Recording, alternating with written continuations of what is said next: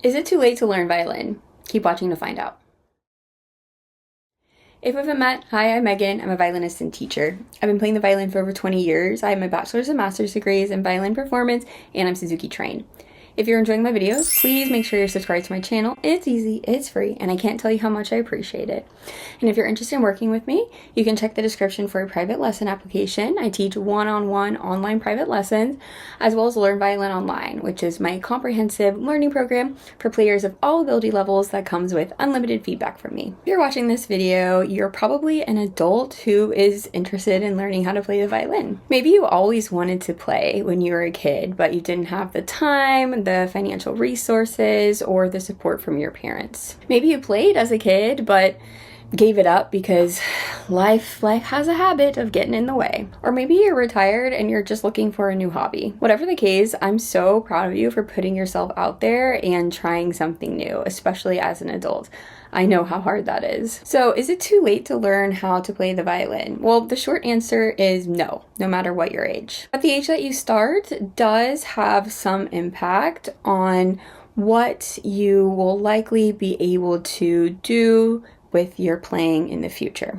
As I mentioned, I'm a Suzuki teacher, and one of the core principles of the Suzuki method is that students should start as young as possible.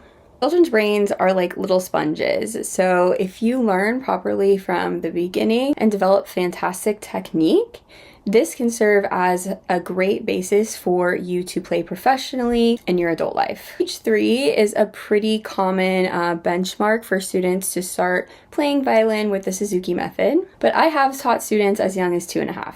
And really, I think Suzuki is the only way to go if you're starting between ages 3 and 5, because another core principle of the Suzuki method is learning by ear. And before the age of 5, kids don't even know how to read English or read whatever language they are learning. But all of the soloists that you know and love, and probably most of the professional musicians in your local symphony orchestra, started when they were kids. Now, I started when I was 7, and that's actually already considered late to become a professional violinist, even though obviously 7 is not old at all. Children's learning ability actually slows down a little bit after age 5, so anything after that is considered late, but obviously certainly not impossible. Here I am, living proof. I also have friends who started as late as like 10 or 11 years old and still play professionally. Think about it this way. If you started when you were 5 versus someone who started when they were 10, you already have 5 years of experience under your belt by the time they are just starting. So really the 10-year-old has to work a lot harder, has to practice a lot more. But of course, it is still possible to play professionally. Starting as a teenager is where it starts to get a little bit hairy for playing professionally. When you're 15, 16, it's already a lot harder to learn a new skill than it was just a few years before. But again, this is not to say it's impossible. One of my favorite stories has to do with Dr. Goldsmith. He was a professor at Rice University here in Houston, Texas. And if you're unfamiliar, Rice has an amazing music program, and Dr. Goldsmith was a very highly regarded violin pedagogue. Dr. Goldsmith started when he was 14, okay, which is considered very, very late in order to have a career in music. However, by the time he was 19, he was already playing in a professional orchestra.